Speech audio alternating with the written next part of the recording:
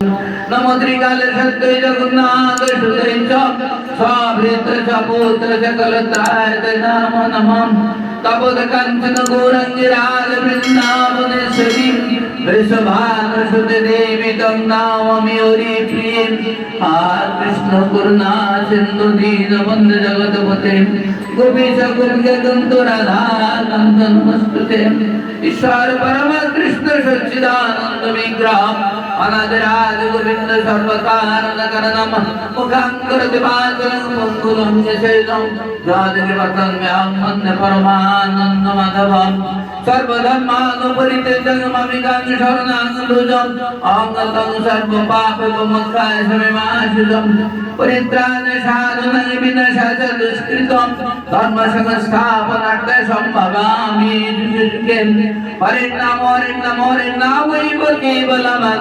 नस्ते गतिरुन्नथा अनारपित जरिगे चिराग करुणावतीर्ण खलु समार्पयित मन्द तुजरसं स्वभक्ति श्रियं हरि पुराट सुन्दर उदते कदम सन्देवितं सदा हृदय सुन्दर स्फुरित पशुचिन्तनः सर्वधर्मानुपरित्यज्य मामिकां शरणं भुजो अहंगतं सर्वपापविमुक्ताय शरणमाश्रितं हरे कृष्ण कृष्ण कृष्ण हरे हरे हरे राम राम राम हरे हरे तप्त कांचन गौरंगी राधे वृंदावनेश्वरी वृषभानुसुते देवी तं नमामि हरिप्रिये कृष्ण करुणा सिंधु दीनबन्धु जगत्पते गोपेश गोपिकान्त राधा कान्त नमस्तुते मंथागल्पतरु भट्ट कृपा सिंधु भट्टं पतितानं पावने भो वैष्णवे भो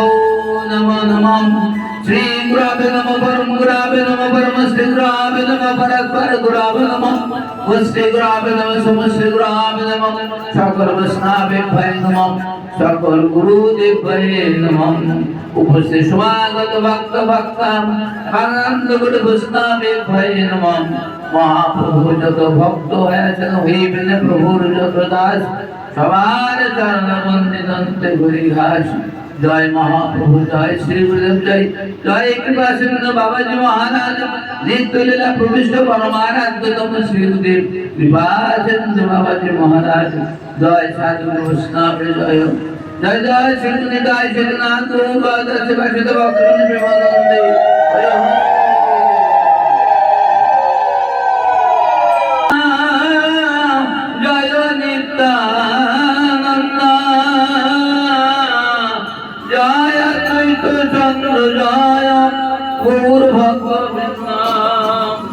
भक्त गोष्ठी सहित सहित जय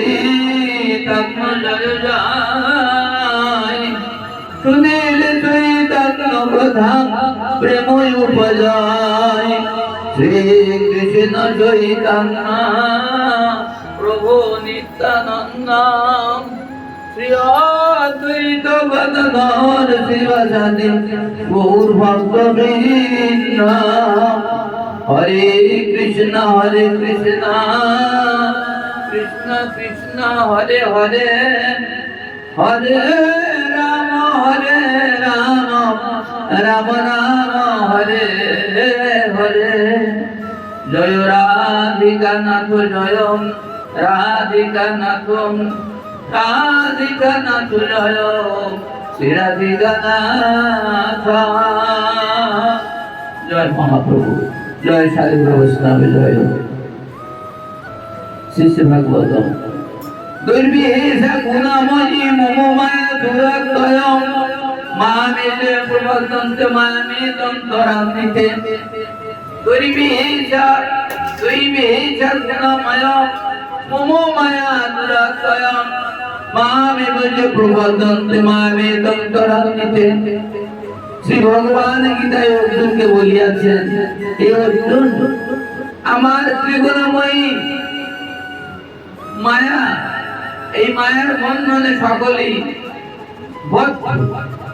ভগবান কৃষ্ণচন্দ্র অর্জুনের প্রতি লক্ষ্য করে বলেন হে অর্জুন আমার এই ত্রিগুণময়ী মায়া জগতে প্রভাব বিস্তার করিয়াছে তাই এই মায়ের হস্ত থেকে কারো কখনো পরিত্রাণ হতে পারে না যদি মায়া তাকে দয়া করেন তবে সে আমার চরণ প্রাপ্ত হতে পারে। তাই মায়া মন শক্তি দিয়ে আছে, এই মায়া মহান শক্তিতে শক্তিমতী আছে। মায়া আমারই শক্তি, তাই আমার শক্তি দিয়ে মায়াকে বরণ করা আছে।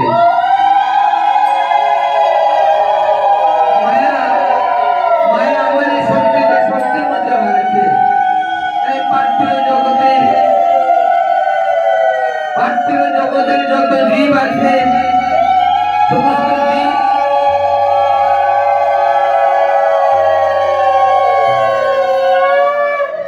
জীব আমার মায়ের কোলে ঘুমিয়ে আছে।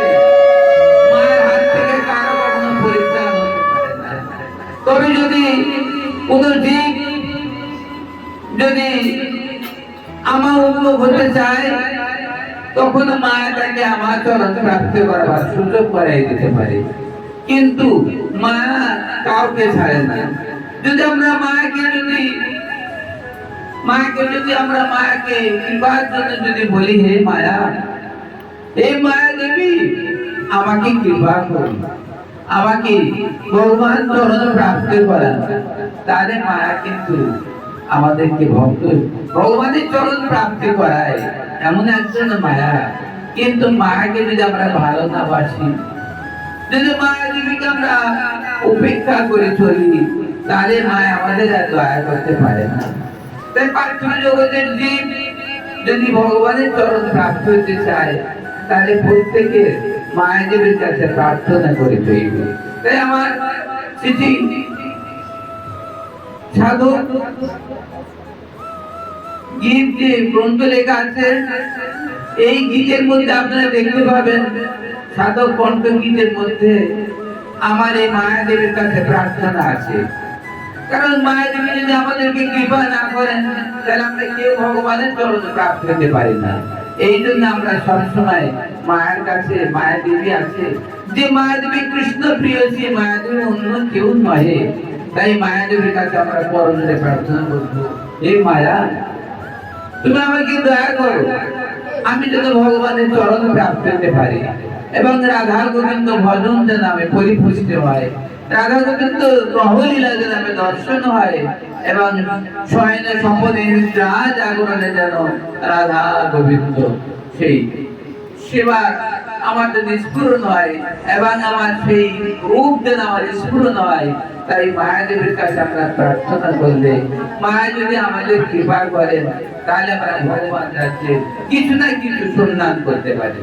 এই জন্য আমরা সবাই মায়ের কাছে ঘুমিয়ে আছি, মায়া যেন আমাদের অনুকূলে থাকে, আমাদের প্রতিকূলে না যায়।